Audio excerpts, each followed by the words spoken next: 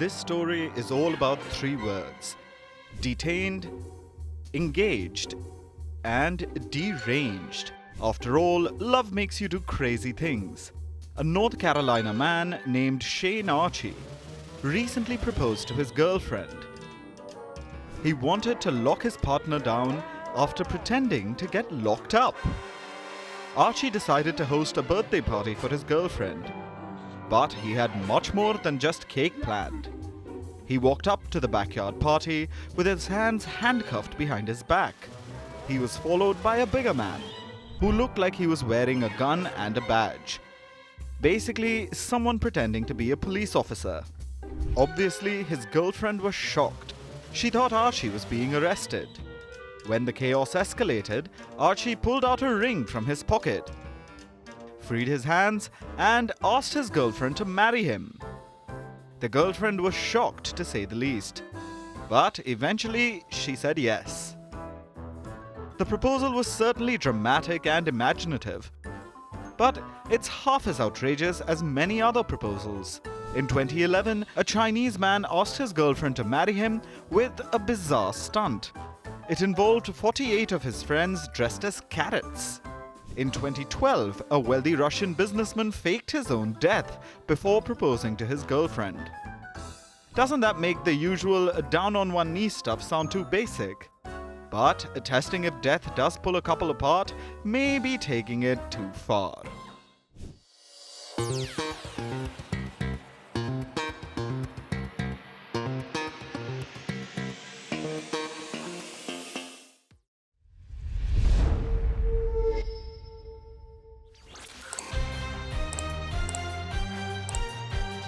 I think we can all agree that freedom of expression is not limitless.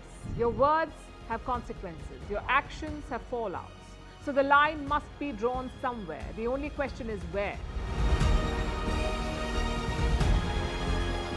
So there are upgrades across the board. All three defense services are getting bigger and more lethal weapons. And this is the need of the hour. China's build-up on the border remains a concern, 38 months and counting. India needs better weapons to secure its front lines. So arms trade is just another source of income for them. And this is a serious setback in the fight against terrorism. All because of American callousness. So the stock rally is like a vote of confidence from investors. They are betting on India. They're positive about the India story. It's the government's job now to repay that faith. This incident once again highlights the role of social media and the internet. It's a double-edged sword, really. So tough times for the world. There is inflation, layoffs and pay cuts. But not for King Charles of Britain. Forget pay cuts. He's all set to receive a massive pay hike. What is offensive to one religion could be sacred to another. Europe must realize this. They keep lecturing the world about minorities, how they should be protected, how their rights and culture must be promoted. But at home, it's the exact opposite.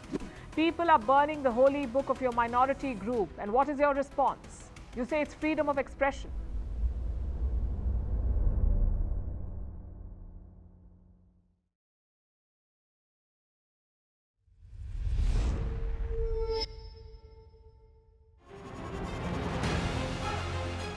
Email exchanges from inside the BBC, they talk about the risk of violating Indian laws.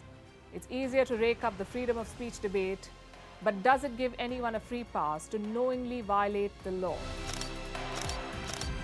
America supports India because it needs India's support in return. And India is working with the US because it suits India's interests. This is how geopolitics works. Last night, he diffused a crisis with his defense minister. But today, Netanyahu was confronted with a new problem. His cabinet seems to have rebelled against him. The UK is looking at the Indian subcontinent to fill its coffers. That India seems to be negotiating from a position of power, like a partner and not a former colony.